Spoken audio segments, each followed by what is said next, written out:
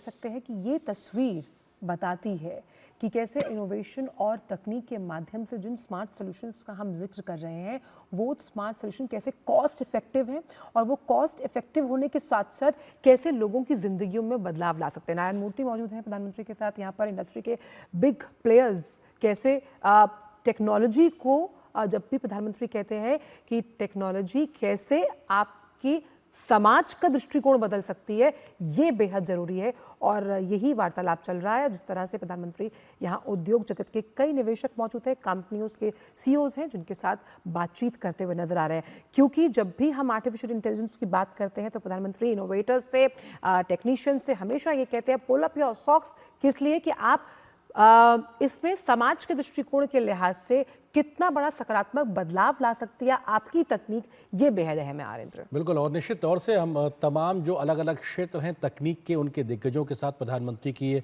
मुलाकात, उद्योग जगत के कई निवेशक हैं, कंपनियों के सीईओ हैं, एक मंच पे इनको लाकर उनके साथ संवाद करना, प्रधानमंत्री का बेहद रुचिपूर्ण तरीके से बात करना, एआई, क्वांटम, डीप टेक और जो फाइनेंशियल जो सेक्टर्स हैं उनके जो निवेशक हैं उनसे संवाद करना, यानी भारत में भारत की सरकार के द्वारा, प्रधानमंत्री मोदी के द्वारा एक आधार तैयार करना कि हम किस तेजी से आगे बढ़ेंगे, हमारा डायरेक्शन क्या होगा और दुनिया के साथ में कदम ताल करने की दिशा में कैसे फैसिलिटेटर की तरीके से काम करना है, ताकि भारतीय जो हमारा टैलेंट है, जिसका जिक्र आपने आईटी के माध्यम से किया था, इंडियन टैलेंट के माध्यम से उसको दुनिया की टेक्नोलॉजी के साथ कैसे जोड़ा जाए, तो दुनिया की तकनीक, भारत का टैलेंट मिलकर किस प्रकार का ट्रांसफॉर्मेशन, आईटी अगर एक कहूँ तो इंटरनेशनल ट्रांसफॉर्मेशन, एक नया आईटी भी हो सकता है चल, उस नजरिए से ये अपने आप में बेहद महत्वपूर्ण और ये बेहद महत्वपूर्ण तस्वीर है भारत इनोवेट्स की नीस शहर से, जहां पर अब से कुछ देर में प्रधानमंत्री औपचारिक तौर पर इस कार्यक्रम का उद्घाटन करेंगे फ्रांस के राष्ट्रपति के साथ। और प्रधानमंत्री कहते हैं PPP+I, यानी कि patent, produce, prosper and innovate, यानी कि आप कैसे अपने इंटेलेक्चुअली अपने आप को पेटेनाइज करते हैं, फिर प्रोड्यूस करते हैं, उससे प्रॉस्पेरिटी लाते हैं और ये सभी कुछ हो पाता है किसकी बदौलत, इनोवेशन की बदौलत। और जिस तरह से अलग अलग निवेशकों और उद्योग जगत के बड़े बड़े सीईओज के साथ प्रधानमंत्री की ये मुलाकात है, तो जिस पब्लिक प्राइवेट पार्टनरशिप मॉडल का हम जिक्र करते हैं, क्योंकि किसी भी स्मार्ट सॉल्यूशन को, चाहे वो इनोवेशन के लिहाज से शिक्षा क्षेत्र में है आरेंद्र, हेल्थ के क्षेत्र में है, अगर हम बात करते हैं, हम साइंस के क्षेत्र में बात करते हैं, हम बात करते हैं स्पेस एंड टेक्नोलॉजी की, कनेक्टिविटी की, उसके लिए चाहिए पैसा। और ये वीसी यानी कि वेंचर कैपिटलिस्ट के साथ जिस तरह से प्रधानमंत्री की मुलाकात हो रही है, तो ये एक चेन बनाएगा, कैसे business to business, business to companies, हम एक मॉडल ऐसा तैयार करें कि वो किफायती हो और उस इनोवेशन को लोगों तक पहुंचाया जाए। और इनोवेशन का बहुत ही प्रिसाइज और सिंप्लिसाइज्ड जो मतलब है प्रधानमंत्री की नज़र में वो ये है कि वो लोगों की जिंदगियों में बदलाव लेकर आए। और ये हमने कोविड के दौरान देखा था, टेलीमेडिसिन को हम इसके साथ जोड़ सकते हैं आरेंद्र, और कैसे जब लोगों की जिंदगियां बदलती हैं और वो स्मार्ट सॉल्यूशंस दूसरे देशों के लिए भी उदाहरण स्वरूप होते हैं। बिल्कुल, और ये तस्वीरें फ्रांस के शहर नीस से, जहां पर भारत इनोवेट्स की शुरुआत होने वाली है। प्रधानमंत्री नरेंद्र मोदी तमाम सेक्टर्स के, जिसमें एआई, क्वांटम, डीप टेक और फाइनेंशियल इंस्टीट्यूशंस के तमाम दिग्गजों से बात कर रहे हैं। और ये बहुत महत्वपूर्ण हो जाता है आंचल, जब देश का प्रधानमंत्री तमाम ऐसे जो टेक्नोलॉजी के जो दिग्गज हैं उनसे बात करता है, संवाद करता है, तो भारत की जो सीरियसनेस है इस दिशा में आगे बढ़ने को लेकर वो एक ट्रांसलेट होती नजर आती कि भारत की सरकार, भारत का इंडस्ट्री, भारत का एकेडमिया, सभी लोग एक कदम ताल करके इस दिशा में आगे बढ़ने को तैयार है। तो एक विश्वास बहाली का एक विश्वास भी पैदा होता है उन तमाम लोगों में, निवेशकों में, जो भारत की तरफ देख रहे हैं। और भारत का जो टैलेंट है इसकी तो दुनिया एक तरीके से कायल है। विदेश मंत्री भी हमने इस दरमियान देखा, वो भी तस्वीरों में नजर आ रहे थे, पीयूष गोयल जो कि वाणिज्य और उद्योग मंत्री हैं वो भी नजर आ रहे हैं। तो ऐसे में जो सभी स्टेक होल्डर्स हैं उनके साथ में सरकार का शीर्षस्थ स्तर से संवाद करना, ये उस गंभीरता को दिखाता है कि भारत कैसे बदलती दुनिया में कदम ताल करके अग्रणी भूमिका निभाने के लिए तैयार नजर आ रहा है। और मुझे यहाँ पर रिनाउंड इकोनॉमिस्ट लेविट साहब का वो कथन आ रहा है याद, और यहाँ पर कहना बहुत मुफीद होगा। वो कहते हैं कि creativity is thinking up new things and innovation is doing new things, और चीज़ों को नए तरीके से लोगों के सामने पेश करना। और इंडस्ट्री के साथ जो ये बातचीत चल रही है और ये पैराडाइम शिफ्ट, कैसे हम जब अलग अलग उन क्षेत्रों का जिक्र करें जिसकी बात आरिंद्र आपने की, इंटरनेट ऑफ थिंग्स है, क्लाउड कंप्यूटिंग है, सेमीकंडक्टर्स, भले ही भारी भरकम शब्द है लेकिन इनका स्मार्ट सॉल्यूशंस के लिहाज से मतलब बहुत सार्थक है। और ये मुलाकात जो इस वक्त हम ये तस्वीरें देख पा रहे हैं, ये बताती है कि प्रधानमंत्री के साथ जैसे ये वार्तालाप चल रहा है, नित्य नया नूतन चिर पुरातन, यानी कि नए आइडियाज़ को लाते हुए पुराने की नींव को ध्यान में रखते हुए हमें कैसे आगे जाना है। और इसमें अलग अलग जिस सेक्टर्स का जिक्र, खास तौर पे एजुकेशन के क्षेत्र में आप देखिए जो इनोवेशंस लगातार हो रहे हैं, इंक्यूबेशंस के लिहाज से, स्टार्टअप्स के लिहाज से, आप देखिए डिजिटल लर्निंग को हम किस अलग लेवल पर लेकर गए हैं। और उसी तरह के हम कह सकते हैं चेंजेस हम स्वास्थ्य क्षेत्र में देखते हैं। आर्टिफिशियल इंटेलिजेंस की जब हम बात करते हैं तो साइंस एंड टेक्नोलॉजी में जब हम स्पेस सेक्टर की बात करते हैं और इसी में आता है आपका ड्रोन, इसी के साथ साथ सेमीकंडक्टर्स और चिप के नज़रिए से जब हमने देखा तो भारत में पहली जो निर्मित चिप है कैसे वो लोगों की ज़िंदगी बदलती हुई नजर आएगी। और ममता चोपड़ा इस वक्त नीस से हमारे साथ मौजूद है। ममता, हम बहुत ही ऐसी तस्वीरें यहाँ पर अपने दर्शकों को डीडी न्यूज़ के मंच के माध्यम से दिखा रहे हैं। भारत इनोवेट अब से कुछ ही देर में इसका उद्घाटन किया जाएगा, जब प्रधानमंत्री उद्योग जगत के शीर्ष नेतृत्व से मुलाकात कर रहे हैं। यानी कि एक विन विन सिचुएशन है, लेवल प्लेइंग फील्ड की तकनीक ट्रांसफर के लिहाज से भारत इनोवेट्स बेहतरीन मंच। ये बिल्कुल ठीक बात है। और यहाँ पे ये स्पेशल इन्वाइटीज हैं जो अलग अलग क्षेत्रों में बड़ी कंपनियां जो काम कर रही हैं, जिनके सीईओज और सीनियर लीडर्स हैं जो यहाँ हैं, जिनमें से कई वेंचर कैपिटलिस्ट भी हैं जो निवेश करते हैं, जिनमें से कई ऐसे हैं जो पहले भी भारतीय कंपनियों में निवेश कर चुके हैं और जिनके पास बिलियंस ऑफ डॉलर्स का फंड भी पड़ा हुआ है जो वो अब इन्वेस्ट करने के अवसर देख रहे हैं। इनमें से कुछ ऐसे इन्वाइटीज भी हैं जो भारत के साथ जुड़ना चाहते हैं, जो बातचीत के स्टेज पर है भारत की कंपनियों के साथ, और शायद ये पुश जहां प्रधानमंत्री स्वयं उनके साथ जुड़कर उनसे बात कर रहे हैं, ये पुश बहुत महत्वपूर्ण है। देखिए, यहाँ ये समझना भी जरूरी है कि यहाँ पे हमारा जो केंद्रीय मंत्रिमंडल आया है उसमें विदेश मंत्री के साथ कॉमर्स मिनिस्टर भी हैं, पीयूष गोयल भी हैं। यानी कुछ ठोस जमीन पर उतारने के लिए अगर कहीं किसी को कोई भी सहयोग चाहिए तो वो सहयोग देने के लिए सरकार पूरी तरह तैयार है। यहाँ principal scientific adviser to prime minister office भी यहाँ पर मौजूद है, जो ये दिखाता है कि स्टार्टअप्स को भी अगर किसी तरीके का कोई पुश चाहिए तो दोनों तरफ से सरकार इस वक्त बहुत आतुर है इस हर तरह की मदद न केवल उन लोगों को देने के लिए जो भारत के स्टार्टअप इकोसिस्टम के साथ जुड़ना चाहते हैं, बल्कि स्टार्टअप्स को भी देने के लिए। आपको मैं ये जरूर बताना चाहूंगी कि जब हम स्टार्टअप्स को यहाँ लेकर आए हैं तो ये इनमें से बहुत सारे स्टार्टअप्स ऐसे हैं जो पहली बार भारत के बाहर आए हैं, जो पहली बार यूरोप के इस टेक वर्ल्ड को देख रहे हैं।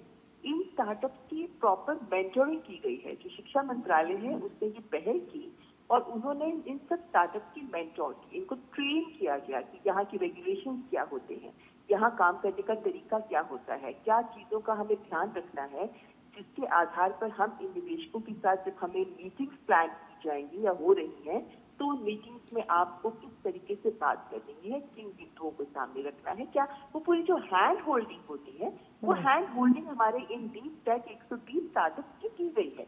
इनमें से बहुत से अंतर्राष्ट्रीय स्तर पर कंपनियों के साथ जुड़े भी हुए हैं, लेकिन बहुत से नहीं जुड़े हुए हैं क्योंकि हमारे शिक्षण संस्थानों से जुड़े हुए ये विचार लेकर आगे आ रहे हैं। तो ऐसे में हमारे IITs भी यहाँ पर प्रेजेंट हैं और ये जो CEOs हैं, जो कंपनीज के लीडर्स हैं जिसके साथ हम बात कर रहे हैं, प्रधानमंत्री स्वयं संवाद कर रहे हैं, जी इस बात का आश्वासन भी इन तमाम नेताओं को, इन तमाम CEOs को, इस उद्योग जगत के दिग्गजों को दे रहा है कि आप जब प्रधानमंत्री ने आह्वान किया कि आइए हमारे स्टार्टअप्स के साथ, हमारे एजुकेशनल इंस्टीट्यूशंस के साथ, यहाँ हो रही रिसर्च के साथ आप जुड़िए, तो ये आश्वासन अब स्वयं प्रधानमंत्री इनके बीच आकर इनकी बात सुन रहे हैं, इनसे संवाद कर रहे हैं। तो ये दिखाता है कि ये मात्र एक पहल ऐसी नहीं है कि स्टार्टअप्स और एजुकेशन इंस्टीट्यूशंस भारत के आपके साथ जुड़ी हैं, लेकिन पीछे पूरी एक सरकार खड़ी है। बिल्कुल ममता, आपने आश्वासन का जिक्र किया, आपने आश्वासन का जिक्र किया उसी बात को लेकर, क्योंकि जब देश का मुखिया प्रधानमंत्री संवाद करता है, उस गंभीरता को प्रदर्शित करता है, जिस दिशा में देश आगे बढ़ना चाहता है, वो एक विश्वास बहाली का माहौल पैदा करता है। लैंग्वेज अभी तक एक भारत फ्रांस के बीच एक बैरियर हुआ करता जो लगातार तेजी से अब एक तरीके से टूट भी रहा है, लेकिन आप चूंकि वहाँ मौजूद हैं तो वहाँ पे मौजूद तमाम कंपनियों के सीईओ, टेक्नोलॉजी के जो दिग्गज मौजूद हैं, निवेशक मौजूद हैं, उनके मन में किस प्रकार के इंडिया को लेकर भाव है और कैसा उत्साह है प्रधानमंत्री की इस यात्रा को लेकर, जरा उसके बारे में बताइए। जब मैंने प्रधानमंत्री के आगमन से पहले कुछ सीईओ के साथ डिस्कशन कर रही थी, तो उस वक्त जब मैंने उनसे बोला कि आप क्या डीडी न्यूज के साथ बात करना चाहेंगे इंग्लिश में, तो उन्होंने बोला कि अभी हम प्रधानमंत्री जी को सुनेंगे, उसके बाद हम अपना रिएक्शन आपको देंगे। यानी कि ये समझना चाहिए कि ये जो सीईओ यहाँ आए हैं, ये इस वजह से यहाँ हैं क्योंकि वो भारत की इस इनोवेशन और स्टार्टअप इकोसिस्टम को सकारात्मक दृष्टि से देख रहे हैं। लेकिन यहाँ वो जो जुड़ने वाला पहल है, जिसका इंतजार भारत को भी है और जिसके लिए ये भी आतुर है, ये भी चाहते हैं जुड़े, तो उस बीच के जो गैप को पूरा करने की बात है, वो यहाँ जो संवाद आप प्रधानमंत्री का इन सब के साथ देख रहे हैं, ये संवाद इस दिशा में बहुत महत्वपूर्ण है कि अब इनके लिए इनको एक ये आश्वासन आ रहा है, क्योंकि साथ में प्रधानमंत्री अगर पीयूष गोयल जी भी हैं तो मंत्री जी से भी वो संवाद कर सकते हैं। कुछ उनको समस्याएं, कुछ सवाल हैं, क्वेरीज हैं उनकी, उन सब का जवाब देने के लिए ही भारत यहाँ पर पहुंचा है। इसलिए इन सब के बीच में एक हमको बात जो बहुत उम्मीद जगाती है कि इनके मन में सकारात्मक दृष्टिकोण है भारत के स्टार्टअप इकोसिस्टम और इनोवेशन इकोसिस्टम को लेकर। अब उसको जमीन पर उतारने की दिशा में क्या कदम उठाए जा रहे हैं, क्या कुछ परिणाम निकल कर आएंगे, उसके लिए हमें इंतजार करना होगा। मुझे लगता है कि एक आइडिया कैसे बदलाव ला सकता है ममता, हम यहाँ पर जो तस्वीरें दिखा रहे हैं उसमें रितेश अग्रवाल मौजूद हैं, ओयो के फाउंडर हैं और बजट होटल्स की शुरुआत करने में उन्होंने क्रांतिकारी रोल निभाया और कैसे अब आगे इस हॉस्पिटैलिटी सेक्टर में वो गेम चेंजर सॉल्यूशंस ला सकते हैं। मुझे लगता है कि चर्चा इस विषय में ज़रूर हो रही होगी, लेकिन सवाल यहाँ पर ये है ममता कि इन सभी सॉल्यूशंस को पब्लिक प्राइवेट पार्टनरशिप का हाथ पकड़ना बेहद ज़रूरी है, लेकिन उस लिहाज से रिसर्च और डेवलपमेंट में भारत किस तरह से अपने कदम को आगे बढ़ा रहा है। और जो रिफॉर्म एक्सप्रेस जिसका जिक्र प्रधानमंत्री ने इस बार के बजट में किया था कि आप आइए यहाँ आकर निवेश नहीं बल्कि इनोवेट कीजिए, ये रिफॉर्म ट्रांसफॉर्म परफॉर्म की जो नीति है आज जिस चर्चा को हम देख पा रहे हैं, कैसे उसमें सेतु का काम करती हुई नजर आएगी। सरकार सेतु का काम कर ही रही है। इसी वजह से आप देखिए ना, यहाँ पर जो बिजनेस लीडर्स हैं जिनसे प्रधानमंत्री चर्चा कर रहे हैं, अगर आप इनके देशों पर भी नजर डालते हैं तो आप पाते हैं फ्रांस से तो है ही, यूके से भी है, जर्मनी से भी है, जापान से भी है, कनाडा से भी है। तो यानी अलग अलग देशों से यहाँ पर पहुंचे हुए, यूएई से भी है, सिंगापुर से भी है। इतने ज्यादा देशों से अगर इन्वेस्टर्स यहाँ पहुंच रहे हैं, जिसमें दिग्गज कंपनियां इनमें शामिल हैं, और इन दिग्गज कंपनियों के सीईओज अगर हम यहाँ पर पहुंच रहे हैं तो वो इस वजह से कि पिछले सालों में सरकार ने जो काम किया है वो काम अब परिणाम दे रहा है। हमने जो इनोवेशन के बीज बोने शुरू किए थे कुछ साल पहले, अब वो एक वृक्ष का रूप लेने लगे हैं, क्योंकि अब वो परिणाम इन डीप टेक स्टार्टअप, आप सोचिए 1280 डीप टेक स्टार्टअप ने अप्लाई किया था, जिनमें से हम 120 को लेकर आए हैं। और जब मैंने प्रिंसिपल साइंटिफिक एडवाइजर से बातचीत की थी तो उन्होंने भी ये बात कही कि इनमें से कम 500-600 ऐसे हैं जिनमें वो प्रतिभा है और वो आइडिया है और वो स्तर है कि वो भी यहाँ आ सकते। लेकिन चूंकि बेस्ट 120 हमें चुनने थे, इसलिए हमने अभी उनको छोड़ा, लेकिन छोड़ा नहीं है, उनकी भी हैंड होल्डिंग हम कर रहे हैं। हम भी कोशिश करेंगे कि जब अगली बार हम आए तो कई 100 को लेकर यहाँ आए और ये तादाद लगातार बढ़ती जाएगी, क्योंकि ये अभी एक शुरुआत है। ये जब हमारे देश की सरकार की ओर से जब इस तरह के बयान आते हैं कि ये पहला कदम है और ये जर्नी आगे भी जारी रहेगी, तो इन्वेस्टर्स को, जो कंपनी के सीईओज हैं या जो जुड़ना चाहते हैं, एजुकेशन इंस्टीट्यूशंस हैं, विश्व भर की जो अनुसंधान करने वाली इंस्टीट्यूशंस हैं, उनमें भी ये आत्मविश्वास आता है कि एक पहल के तौर पे नहीं है भारत इनोवेट 2026, बल्कि ये एक सफर है। तो इनमें से बहुत से ऐसे भी होंगे जो ये जज कर रहे होंगे कि देखते हैं कि आगे क्या होता है। लेकिन जब इतने बड़ी कंपनियों के इतने बड़े दिग्गज यहाँ पे इस मंच पर आते हैं तो वो यूं ही नहीं आते, वो एक सोच के साथ आते हैं कि यहाँ से हम कुछ लेकर जाएंगे, इनके साथ कुछ करने का प्लान करेंगे। तो बहुत से आइडियाज ऐसे होंगे जो अभी इनिशियल स्टेज पे आएंगे, बहुत से आइडियाज ऐसे होंगे जो बहुत तेज रफ्तार पकड़ेंगे। लेकिन एक बात स्पष्ट है कि भारत और प्रधानमंत्री नरेंद्र मोदी का स्वयं यहाँ उपस्थित होना और इनके साथ संवाद करना ये दिखाता है कि जी। भारत सरकार गंभीर है और भारत सरकार की गंभीरता पर ये सभी विश्वास करते हैं। बिल्कुल ममता, अगर बात करें कि Self- किस तरीके से ज्वाइंट रिसर्च और टेक्नोलॉजी ट्रांसफर को लेकर भी लगातार भारत प्रयास करता रहा और इस प्रकार के मंच के माध्यम से जब तमाम स्टेक होल्डर्स एक साथ जुड़ेंगे, हमारे एकेडमिया बहुत तेजी से इस दिशा में काम कर रहे हैं, ज्वाइंट रिसर्च पे बहुत फोकस दिखाई पड़ रहा है, टेक्नोलॉजी ट्रांसफर को लेकर भी लगातार बात हो रही है, उस नज़रिए से भी ये बात, संवाद और ये मंच का पूरा जो फायदा है वो कैसे भारत को मिलता नजर आएगा? आयन, ये बात सही है कि टेक्नोलॉजी ट्रांसफर एक बड़ा सेंसिटिव एरिया है, क्योंकि ये कंपनियां बिलियंस ऑफ डॉलर्स लगाती हैं रिसर्च करने में ताकि कोई प्रोडक्ट लेकर आए। आज डिजिटल टेक की अगर हम बात करते हैं, डीप टेक में बहुत ज्यादा हिस्सा डिजिटल टेक का आ जाता है, और जब डिजिटल प्लेटफॉर्म्स की हम बात करते हैं तो एक तस्वीर विश्व में ये नजर आती है कि ज्यादातर देशों में डिजिटल स्पेस निजी क्षेत्र के नियंत्रण में है। अब आप अमेरिका की कंपनीज को देख लीजिए, तमाम निजी कंपनियां हैं जिनके पास डिजिटल स्पेस है, जिनके पास डिजिटल प्लेटफॉर्म्स हैं, जिसके आधार पर, या एआई की भी आप एग्जाम्पल देख सकते हैं, सब कुछ निजी कंपनियों के नियंत्रण में है। भारत एक ऐसा देश है जहां डिजिटल स्पेस में हमने ओपन प्लेटफॉर्म दिए हैं। डीपीआई इसका उदाहरण है।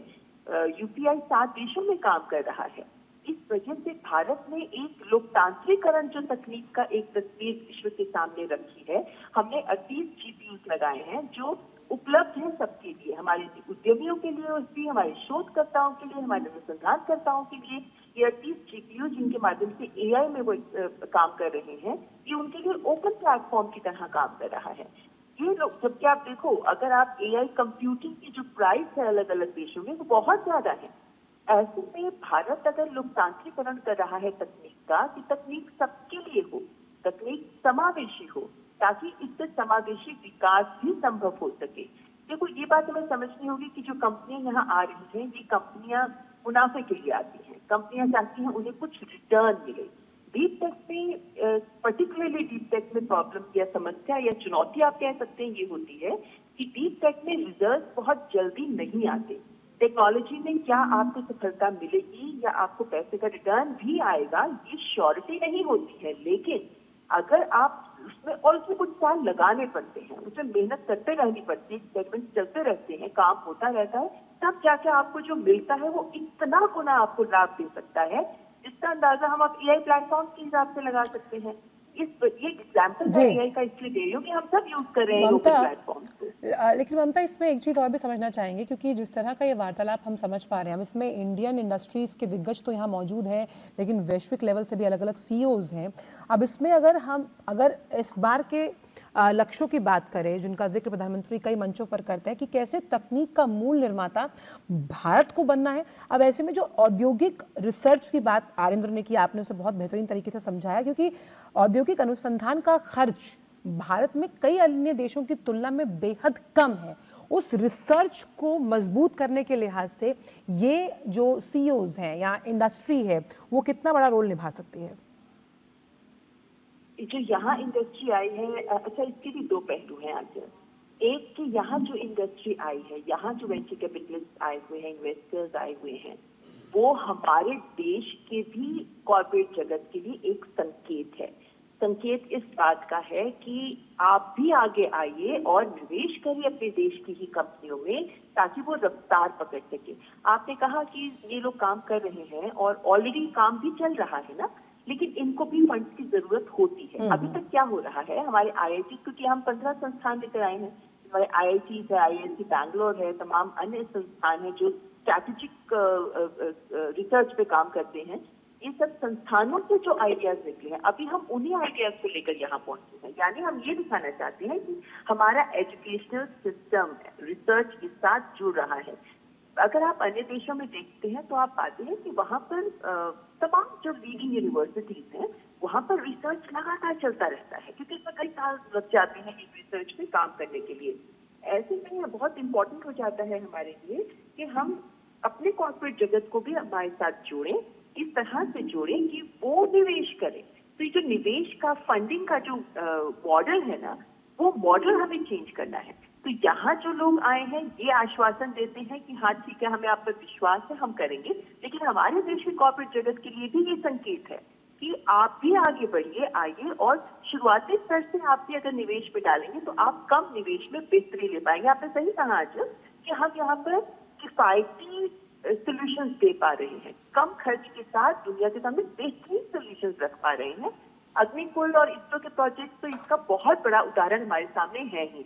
लेकिन तमाम जब मैं स्टार्टअप से यहाँ बात भी कर रही थी तो उन्होंने, जैसे मैंने पूछा आपकी इसमें क्या खास है कि दुनिया के लोग या देश आप इस तरफ देखें और आपसे बात करें, तो वो कितना नहीं बोला कि दुनिया में ऐसी टेक्नोलॉजी नहीं है जो हम लेकर आए हैं। कितना ने बोला कि 15 कंपनियां हैं दुनिया में जो ये बना रही हैं, जो हम भारत में आत्मनिर्भर भारत के साथ यानी इंडिजिनस रिसोर्सेज के साथ बना रहे हैं, जिस पर हमको अगर सप्लाई चेन में कभी बाधा पड़ती है, जो आजकल हम देख ही रहे हैं चुनौती के रूप में, अगर सप्लाई चेन में बाधा पड़ती है तो भी हमारे इस प्रोडक्ट पर कोई असर नहीं पड़ेगा, क्योंकि उदाहरण के तौर पर हम देश का ही हवा और पानी यूज कर रहे हैं, वहीं का लोहा यूज कर रहे हैं इत्यादि।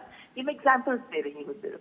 लेकिन ये इंपॉर्टेंट इसलिए हो जाता है कि हम किफायती सोल्यूशन दे रहे हैं, लेकिन उन किफायती सोल्यूशन से पहले की एक जर्नी होती है। जब हम इंक्यूबेटर्स की बात करते हैं, इंक्यूबेटर्स का मतलब वो इंक्यूबेट करते हैं एक आइडिया को। जैसे छोटे बेबी को हम इंक्यूबेटर्स में रखते हैं ताकि वो कमजोर है और उसको इतना मजबूत कर दें कि वो जब बाहर निकाला जाए तो हवा पानी में अपने आप को जिंदा रख सके। उसी तरीके से एक आइडिया को भी इंक्यूबेट किया जाता है इंक्यूबेटिंग सेंटर्स में, इंक्यूबेटर्स के द्वारा। उस समय फंडिंग चाहिए होती है। अच्छा, हम क्योंकि लगातार तस्वीरों, बिल्कुल हम लगातार तस्वीरों के माध्यम से देख रहे हैं और इसमें अलग अलग जो क्षेत्र के दिग्गज है, अभी हमने जो तस्वीर देखी उसमें रोनी स्क्रूवाला मौजूद है, फिल्म इंडस्ट्री का बहुत जाना माना नाम है। और ऐसे में ममता, ऑरेंज इकोनॉमी को मजबूत करने के लिए हम जानते हैं कि AVGSR हो या फिर ऑग्यूमेंटेड रियलिटी, वर्चुअल रियलिटी, इसको मजबूत करने की बात प्रधानमंत्री करते रहे कि कंटेंट क्रिएशन को एक अलग जॉब क्रिएशन सेटअप से जोड़ दिया गया। उस लिहाज से भी भारत इनोवेट्स बहुत बड़ा मंच साबित होगा। बिल्कुल ठीक बात है, क्योंकि हमारे यहाँ पे हमने जब 13 अग्रणी सेक्टर्स को जब चुना है तो उसमें कम्युनिकेशन भी एक सेक्टर है। 6G पर काम होना चाहिए, एडवांस सैटेलाइट पर काम होना चाहिए जो हमारे कम्युनिकेशन को बेहतर कर सके। नेक्स्ट जेन के लिए या भविष्य के लिए हमें कम्युनिकेशन में इन्वेस्ट करना ही है। और इसीलिए जब प्रधानमंत्री नरेंद्र मोदी जी ऑरेंज इकोनॉमी के कॉन्सेप्ट को ही वे सामने लेकर आए तो सिर्फ वो हार्डवेयर की बात नहीं, वो सॉफ्टवेयर की भी बात कर रहे थे। तो ऐसे में जो हमारा एक बहुत बड़ा तबका है हमारे देश का जो ऑरेंज इकोनॉमी से जुड़ सकता है, खासकर आज का युवा, क्योंकि हमारे यहाँ डिजिटल इंडिया ने एक तस्वीर ही बदल दी है। हर इनके हाथ में मोबाइल है, 1 करोड़ से ज्यादा इंटरनेट यूजर्स हैं हमारे यहाँ। और हमारा युवा इतना ज्यादा क्रिएटिव है कि वो हर तरीके से कुछ ना कुछ क्रिएट करना चाहता है। उनके पास अगर ऑप्शंस नहीं होंगे, अवसर नहीं होंगे, तो उनका वो टैलेंट व्यर्थ चला जाएगा। तो सही वक्त पर प्रधानमंत्री ने जो ऑरेंज इकोनॉमी को खोला है, अब उसके बाद इसको कम्युनिकेशन को भी हमने एक 13 अग्रणी सेक्टर्स में इसको जोड़ा है। तो इसका मतलब है कि इस क्षेत्र में जो संभावनाएं हैं तकनीक के माध्यम से वो पिछड़े नहीं। ये बहुत जरूरी है, क्योंकि दूरगामी सोच बहुत जरूरी होती है जब बात तकनीक की होती है। और ये दूरगामी सोच लेकर अब भारत चल ही पड़ा है। प्रधानमंत्री नरेंद्र मोदी ने जब स्टार्टअप इंडिया शुरू किया था, उसके बाद जो धीरे धीरे स्टेप लेते हुए अन्य कितने सारी योजनाओं का आरंभ होता चला गया। और जब इनोवेशन को लेकर भी हम अलग अलग स्तर पर इतनी सारी योजनाएं लेकर आते रहे, जिनमें यहाँ तक ऐसी भी योजनाएं, स्पार्क जैसी योजनाएं भी हैं जहाँ पर भारत के संस्थान और विश्व के जो बेस्ट इंस्टीट्यूट होते हैं जहाँ पे रिसर्च हो रही है, उनके बीच भी उनको जोड़कर कैसे सुगम बनाकर हम अनुसंधान करें। मैं एग्जाम्पल छोटा सा इसलिए दे रही हूँ कि एक परिदृश्य बदल दिया गया है जिसमें कम्युनिकेशन भी बहुत इम्पोर्टेंट है। और ऑरेंज इकोनॉमी से हमारे जो भी युवा जुड़ना चाहते हैं उन सबको न केवल फैसिलिटेट किया जाए बल्कि उनके लिए कोलैबोरेशन भी हो और उन्हें भी आधुनिकतम तकनीक के साथ जोड़ा जाए ताकि हम पीछे ना रहें। तो 5G हमें 4G अपनाने में टाइम लगा, और इसीलिए उसको एक अलग ही विधा बनाया गया। आपको याद होगा आर्यन क्रिएटर्स अवार्ड्स दिए गए थे, तो ये अपने आप में अब एक बहुत बड़ा सेक्टर है जहां हम अलग अलग उसके सब सेक्टर्स में जॉब क्रिएशन की बात करते हैं। ममता, क्योंकि बात ऑरेंज इकोनॉमी की हो रही है तो भारत का जो अपना एक मॉडल है और कॉस्ट इफेक्टिवनेस, उसको लेकर भी बहुत चर्चा होती है और उस नज़रिए से भी तमाम जो निवेशक हैं आगे इस सब चीज़ों को देखते हैं कि यहाँ टैलेंट पूल भी है और श्रम भी तमाम अन्य देशों के मुकाबले सस्ता है, टैलेंट भी बहुत उच्च स्तर का है। उस नज़रिए से भी इस क्षेत्र में जो संभावनाएं हैं वो भी काफ़ी बढ़ जाती हैं, उस नज़रिए से भी तमाम निवेशक आज भारत को देख रहे होंगे। ये बात बिल्कुल सही है, क्योंकि देखिए जब यहाँ प्रधानमंत्री जी से मिलने के लिए यूरोप के investment director Sony Innovation Fund के पहुंच रहे हैं, अगर सोनी वेंचर्स के डायरेक्टर और हेड यहाँ पहुंच रहे हैं, अगर ड्रीम इंक्यूबेटर के भी एग्जीक्यूटिव डायरेक्टर यहाँ पहुंच रहे हैं, तो तमाम ऐसी कंपनियां यहाँ पहुंच रही हैं जो दरअसल इस क्षेत्र में कार्यरत हैं। तो अगर वो भी यहाँ पर आकर कुछ आइडियाज देखना चाहते हैं, जुड़ना चाहते हैं, तो ये एक सकारात्मक पहलू है कि जिस शुरुआत को प्रधानमंत्री नरेंद्र मोदी ने जमीन पर उतारा, वो सफल संकेत सबको देती नजर आ रही है। हम भारत में ही हमने देखा है, खुद ही इस बात का अनुभव भी किया है कि कैसे पिछले 2 से 3 सालों में कोविड के बाद एक परिदृश्य ही बदल गया है। जब हम इसकी बात करते हैं, अब डिजिटल हो गया है सारा, सब everybody is on the digital platform, digital space में ही कंटेंट क्रिएट हो रहा है। और प्रधानमंत्री जी का ये मकसद है कि जितने कंटेंट क्रिएटर्स हैं वो सिर्फ रील्स और यूट्यूब वीडियोस बनाने की बात नहीं हो रही। यहाँ जो ग्राफिक्स में काम कर रहे हैं, यहाँ जो अलग अलग क्षेत्रों से एवीएक्स से जुड़े हुए हैं, अलग अलग क्षेत्रों से टेक्निकल एरिया से जुड़े हुए हैं, मीडिया में या डिजिटल स्पेस में, उन सबके लिए अवसर होने चाहिए। और हमारे युवा की प्रतिभा आप देखिए कि मोबाइल हाथ में आते ही गांव दराज तक के लोगों की क्रिएटिविटी सामने आ जाती है। यानी क्षमता अपार है, उनको प्लेटफॉर्म देने के लिए, उनको विश्व के साथ जोड़ने के लिए, वैश्विक बिल्कुल एक वैश्विक तरीके से कैसे आगे बढ़ा जाए ममता, उस लिहाज से ये प्रयास काफी महत्वपूर्ण नजर आ रहा है। ये तस्वीरें हम लगातार दिखाते रहेंगे। हमारे साथ में खास मेहमान भी लगातार जुड़े हुए हैं। एम्बेसडर प्रभुदयाल जी हैं, एम्बेसडर गुरजीत जी हैं, डॉक्टर विकास कौशल भी लगातार हमारे साथ बने हुए हैं। उनके रिएक्शंस भी ले लेते हैं क्योंकि तस्वीरें बहुत महत्वपूर्ण हैं। एम्बेसडर प्रभुदयाल जी, ये तस्वीरें प्रधानमंत्री और भारत की उस सीरियसनेस, गंभीरता को दिखाते हैं जहां पर बदलते वैश्विक परिदृश्य में भारत तेजी से कदमताल करने के लिए उत्सुक नजर आ रहा है। एम्बेसडर प्रभुदयाल, देखिए आपने खुद एक बहुत सही बात कही थी कि ये बहुत उच्चतर स्तर पर ये संवाद हो रहा है। प्रधानमंत्री मोदी जी कितना इंटरेस्ट ले रहे हैं, सबसे जाके बात करके डिटेल में, ये देखिए साफ दर्शाता है कि वो कितनी ज्यादा समझ रखते हैं इन सब मुद्दों पर। और बड़े बड़े लोग वहां पर हैं। आप अपने वीडियो में दिखा रहे थे कि नारायण मूर्ति साहब है वहां पर, और इस तरह से तमाम दिग्गज जो हमारे डिस्ट्रिक्ट के हैं वो वहां मौजूद हैं। तो इस बात से ये स्पष्ट होता है कि प्रधानमंत्री मोदी जी ने कितना इंथुजियाज्म क्रिएट किया है इंडस्ट्री में, ताकि वो इस भारत इनोवेट्स जैसे मंच पर आए और शरीक हों और कोशिश करें कि भारत और फ्रांस की नहीं बल्कि भारत और दूसरे देशों की जो इस टेक्नोलॉजी के क्षेत्र में और तमाम अन्य क्षेत्रों में जो पार्टनरशिप डेवलप हो रही है वो बहुत तेजी से आगे बढ़ती है। सिंह साहब, रियल टाइम सॉल्यूशंस, ये कितना बड़ा मापदंड इस मंच में साबित होगा? क्योंकि हम लगातार देख रहे हैं जिन इंडस्ट्री लीडर्स के साथ प्रधानमंत्री मुलाकात कर रहे हैं, ये अपने अपने क्षेत्र में उन सेक्टर्स में गेम चेंजर रहे। अगर हम बात कर रहे हैं स्वास्थ्य की, हम बात करते हैं आर्टिफिशियल इंटेलिजेंस की, हम बात कर रहे हैं स्पेस की, तो पैराडाइम शिफ्ट लेकर आने में इन तमाम उद्योग जगत से जुड़े हुए शीर्ष नेतृत्व का हाथ रहा है। रियल टाइम सॉल्यूशंस कि वक्त हो और साथ ही साथ आपको सॉल्यूशन मिल जाए, ये कितना बड़ा अहम मापदंड है इस बार के भारत इनोवेट्स का? सिंह साहब, अनम्यूट कीजिएगा प्लीज अपने आप को। ये बहुत महत्वपूर्ण है। सबसे पहले हमने बात की एआई और न्यू इनोवेशन की, फिर हमने बात की स्केल की। जब अब आप बात कर रही हैं वो है इफेक्टिवनेस एंड स्पीड। तो ये जो AI based deep tech solutions है, ये केवल स्केलेबल ही नहीं है, न्यू टेक्नोलॉजी नहीं है, बट ये सॉल्यूशन एक स्पीड पे लाती है और उस डिलीवरी को हमें उसी स्पीड से आगे करना। एक है स्पीड ऑफ सॉल्यूशन, दूसरा है स्पीड ऑफ डिलीवरी। आपने किसी का ब्लड प्रेशर लिया या सर्वाइकल कैंसर का, जैसे विकास जी बता रहे, कुछ अनुमान लिया, वो तो आप बहुत जल्दी कर देंगे।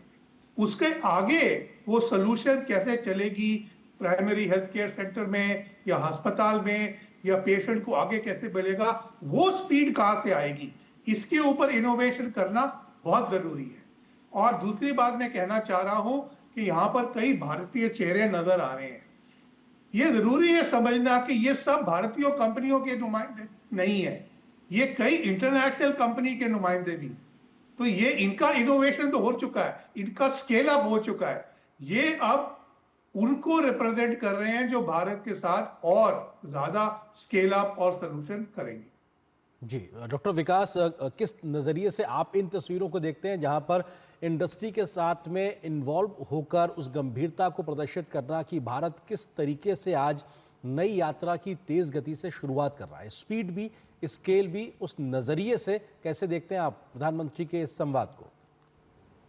सबसे पहले तो आज हमारे प्रधानमंत्री को हमारे बीच में देखकर हमें बहुत खुशी मिल रही है कि कैसे वो सारे इंडस्ट्री के लीडर्स के साथ इंटरेक्ट करके एक विश्व को मैसेज दे रहे हैं कि हमारी टेक्नोलॉजी विश्व को कैसे लीड कर सकती है।